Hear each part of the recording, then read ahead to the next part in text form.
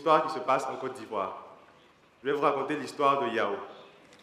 Yao était un jeune garçon qui n'habitait pas très loin de mon quartier. Il n'avait que 8 ans et Yao était en classe de CM2. Et croyez-moi, là d'où je viens, c'est un véritable exploit.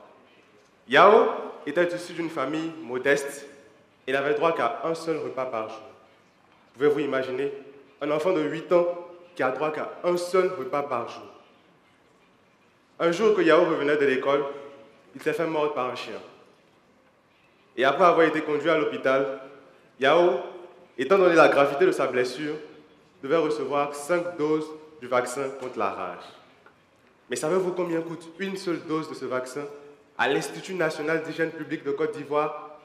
Eh bien, 8 000 francs CFA, soit 16 $ US. Imaginez donc cette même dose multipliée par 5, ce qui nous fait 40 000 francs CFA, soit 80 $ US.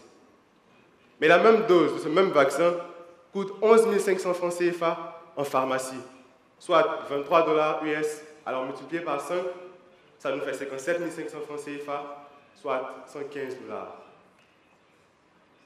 Il est aussi utile de préciser que le Centre national d'hygiène publique de Côte d'Ivoire, qui est censé être le centre le plus important, connaît des moments où il est en rupture de stock, comme le mois dernier par exemple.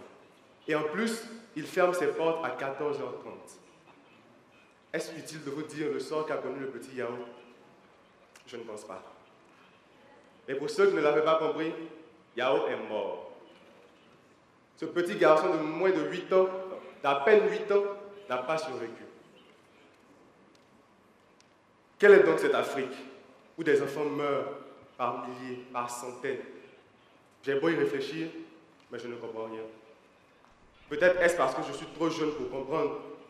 Oui, je suis certainement trop jeune pour comprendre comment des pères de famille peuvent détourner des fonds devant servir à approvisionner des hôpitaux, à nourrir des démunis pour leur propre satisfaction personnelle et celle de leur famille et entourage. Comment des médecins peuvent refuser de prodiguer des soins d'urgence à des enfants tant qu'ils n'ont pas payé leurs frais de consultation. J'ai beau y réfléchir, mais je n'arrive pas à comprendre. L'Afrique que je vois aujourd'hui est noyée dans les larmes et le sang. Elle est très loin d'être cette Afrique des fiers guerriers dans les savanes ancestrales dont parlait David Diop. Car tout comme lui, je ne l'ai jamais connu. Je ne sais pas pour vous, mais moi, je ne l'ai jamais connu. Je vais vous raconter quelque chose, encore. Il n'y a pas 2 semaines, nous avons participé au marathon international d'Abidjan. J'ai participé en tant que bénévole au MESAD, une ONG qui lutte pour les enfants. J'ai dû mobiliser 3000 enfants pour participer à ce marathon, 3000 enfants des quartiers défavorisés. Vous pouvez vous imaginer 3000 enfants qui avaient le sourire jusqu'aux oreilles parce qu'ils ont pu sortir de leur quartier. 3000 enfants qui n'arrivent pas à manger, 3000 enfants qui sont dans la même situation que Yao, 3000 enfants qui ont à peine de quoi se nourrir. J'étais heureux de voir ces enfants, heureux de les voir heureux à leur tour. Alors, je me demande bien pour vous, parce que vous qui êtes censés être nos aînés, vous qui êtes censés nous guider, vous n'arrivez pas à voir ces enfants qui souffrent.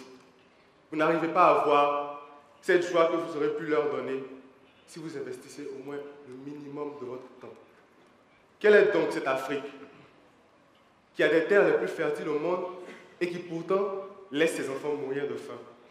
Quelle est cette Afrique qui a des milliers d'années de pratique de médecine traditionnelle et qui pourtant laisse ses enfants mourir dans les hôpitaux? L'Afrique que je veux, pas l'Afrique dont je rêve, mais l'Afrique que je veux, est une Afrique forte, une Afrique digne, une Afrique fière, une Afrique où je pourrais voir les enfants manger jusqu'à leur faim, une Afrique que je serais fier de raconter aux générations futures, une Afrique où la technologie ne sera plus un luxe, une Afrique où nos valeurs seront le propre de notre civilisation, une Afrique par-dessus tout unie.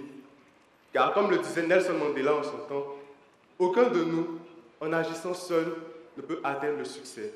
Alors ce n'est qu'unis que nous pourrions faire de cette Afrique qui aujourd'hui est une utopie, une réalité. Thank you.